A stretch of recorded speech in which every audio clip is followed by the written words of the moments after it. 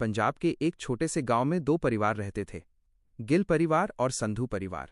कभी दोनों घरों में गहरी मित्रता थी। खेत खलिहानों में मदद, शादी ब्याह में हंसी ठिठोली और सुख दुख में साथ खड़े होना यही उनकी पहचान थी। लेकिन 20 साल पहले कुछ जमीन के बंटवारे को लेकर दोनों में झगड़ा हुआ। धीरे धीरे बोलचाल बंद हो गई। एक दूसरे के दरवाजे तक जाना तो दूर, खेत भी अलग अलग हो गए।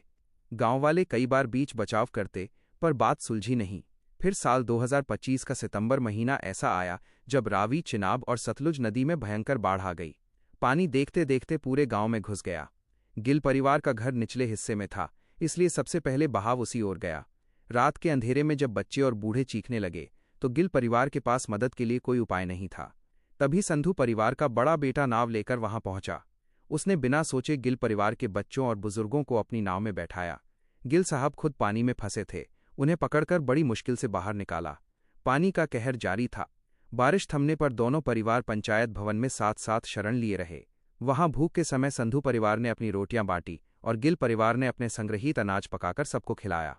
इन 2 दिनों में वे पुराने रिश्तों की यादें जाग उठीं। गिल साहब ने कांपती आवाज में कहा, अगर तुम उस रात ना आते तो हमारा परिवार बह जाता।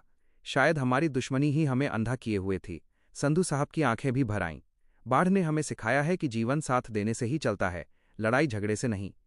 गांव ने देखा कि जो परिवार 20 साल से कटे हुए थे, वे अब फिर से एक दूसरे के कंधे से कंधा मिलाकर खड़े थे।